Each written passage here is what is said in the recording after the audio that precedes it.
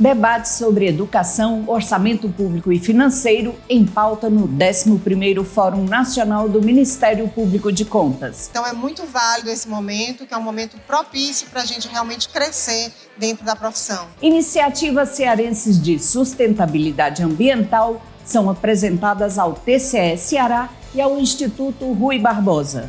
Foi um momento para explicar as atividades realizadas, a fim de demonstrar a relevância dessas iniciativas para o cumprimento da lei. Na entrevista da semana, o nosso convidado é o governador eleito do Ceará, Eumano de Freitas. Lançada a nova edição da revista Controle, prazo para submissão de artigos do próximo número está aberto. E outros destaques essa semana no TCE Ceará. Entre eles, o acordo que inclui a disciplina sobre controle social das contas públicas aqui no Acontece TV.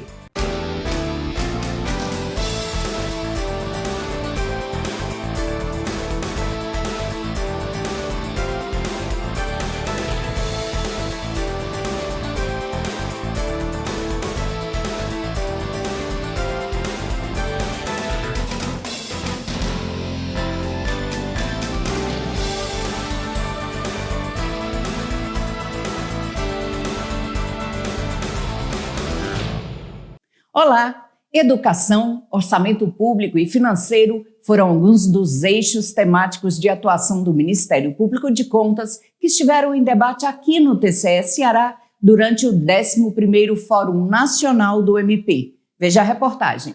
O fortalecimento do controle, da eficiência e da ética na administração pública foram discutidos no Fórum Nacional do Ministério Público de Contas, realizado nos dias 7 e 8 de dezembro, no auditório do TCE Ceará.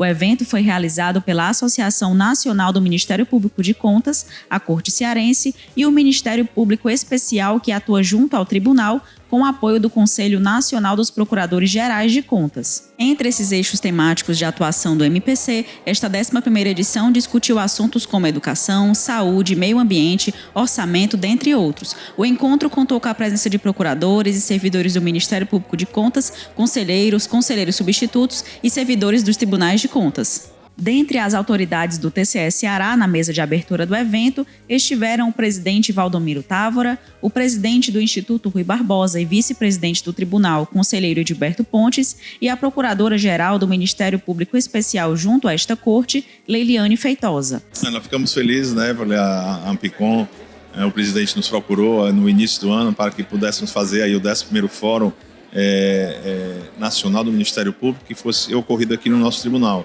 E pronto, já aceitamos, fizemos essa parceria, um termo de cooperação, e nós ficamos muito felizes. Hoje está recebendo os procuradores de contas de todo o país, com autoridades renomadas, palestrantes renomados, onde o mais importante é que nos painéis serão tratados temas de relevância, economia, financeira, educação. Então, tudo isso em benefício de um bom trabalho do Tribunal de Contas, porque o Ministério Público de Contas atua, nós atuamos juntos, fazendo um trabalho junto em prol da sociedade. Acho que os tribunais de contas saíram dessa visão meramente formal do acompanhamento da legalidade, e até orientação da própria Constituição, determinação da Constituição, que o controle não é só de legalidade, é também um controle de legitimidade e de economicidade. Então, como controlar a legitimidade e a economicidade se não fizer avaliação de políticas públicas, se não fizer acompanhamento das políticas públicas de educação, de saúde, de saneamento, enfim, todas essas áreas são extremamente relevantes. O Ministério Público tem a oportunidade de todos se encontrar, o Ministério Público de todo o Brasil, o Ministério Público de Contas, debater os assuntos que estão mais em voga agora no momento, mas trocar ideias, trocar experiências. Então é muito válido esse momento, que é um momento propício para a gente realmente crescer dentro da profissão, Também participaram do evento o presidente da Associação Nacional do Ministério Público de Contas, José Américo Costa, e o presidente do Conselho Nacional dos Procuradores Gerais de Contas, Tiago Pinheiro. A importância do evento é que ele se dá para a gente debater assuntos que têm relevância com a atuação do Ministério Público de Contas, do Tribunal de Contas e assuntos que estão na pauta, na vanguarda, fugindo um pouquinho daquela tradicional análise de conformidade. Estamos aqui debatendo assuntos relacionados a políticas públicas, desenho de políticas públicas e fiscalização de políticas públicas essenciais, a exemplo de educação, saúde, direito orçamentário e financeiro. A palestra de abertura, cenário político no Congresso Nacional e perspectivas para o controle externo foi realizada pelo jornalista e diretor do Congresso em Foco, Rodolfo Lago. Em seguida, a procuradora do MPC de São Paulo, Hélida Graziani Pinto, ministrou palestra sobre os desafios do controle dos recursos do SUS no pós-pandemia. O primeiro painel tratou sobre eixos fundamentais de atuação do MPC, meio ambiente, controle externo e desenvolvimento sustentável, que contou com a participação do conselheiro Roden Queiroz. A crise climática, e as suas consequências, elas estão batendo à nossa porta.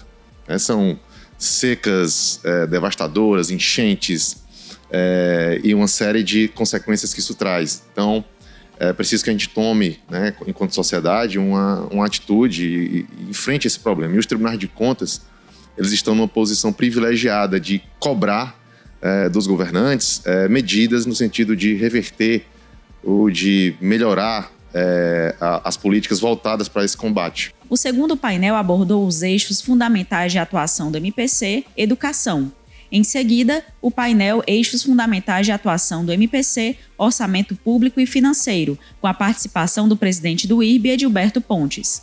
O fórum recebeu também o senador Randolph Rodrigues, que ministrou palestra sobre a relevância do Ministério Público de Contas. A Constituição de 1988, que é a mais completa de nossas constituições, elevou o Ministério Público comum, vamos tratá-lo assim, a uma condição de autonomia que ele não tinha no decorrer da sua história. Desde 1826, o Ministério Público Comum, o Ministério Público da União, o Ministério Público Estadual, o Ministério Público Eleitoral, o Ministério Público do Trabalho, etc., sempre foram tratados como um ramo do governo, enquanto, historicamente, o Ministério Público, junto aos tribunais de contas, sempre teve autonomia funcional, a autonomia dos seus membros e a autonomia orgânica. Isso foi separado na Constituição de 1988, quando se trata dos demais ramos do Ministério Público no artigo 127 e no artigo 130 se trata somente do Ministério Público junto aos tribunais de contas, sem dar o conjunto da autonomia orgânica que estava no 127.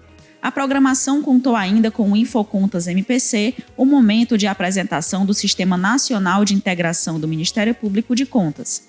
Destaque também para as oficinas Comunicação e Sociedade e Fotografia Básica, do equipamento à pauta, realizadas no auditório do Instituto Plácido Castelo.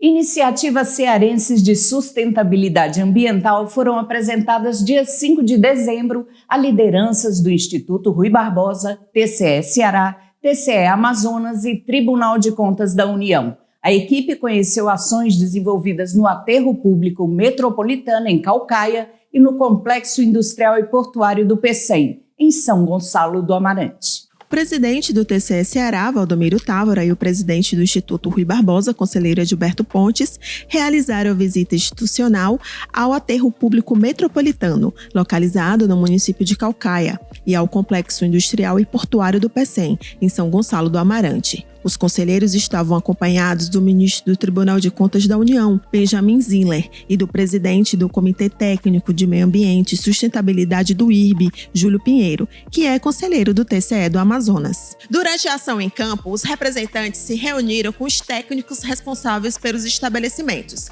Foi um momento para explicar as atividades realizadas, a fim de demonstrar a relevância dessas iniciativas para o cumprimento da lei, como o caso do aterro sanitário, e para promover a sustentabilidade e o posicionamento socioeconômico do estado do Ceará. No Aterro Público Metropolitano, as autoridades conferiram a estrutura de tratamento de chorume, que por meio de processo químico resulta em água, que pode ser usada em lavagem de veículos, vias e calçadas e outros fins. Conheceram também a planta de purificação de biogás, que é convertida em gás natural renovável, interligado a gasoduto da Companhia de Gás do Ceará, a Cegás. No Porto do PECEM, acompanharam a apresentação da diretora de Relações Institucionais do Complexo do PECEM, Rebeca Oliveira, que explicou as ações desenvolvidas com foco no uso de energias renováveis e na transição energética, como o projeto de produção de hidrogênio verde. Ao final, houve uma visita ao terminal de múltiplas utilidades.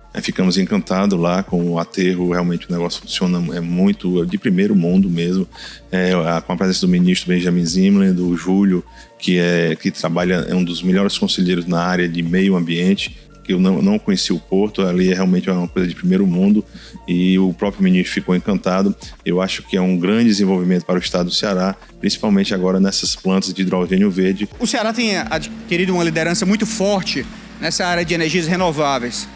Tem a experiência de hidrogênio verde, essa experiência aqui da produção de bioenergia. Os tribunais de contas têm um papel orientador muito forte, de se ver como farol, de apontar caminhos.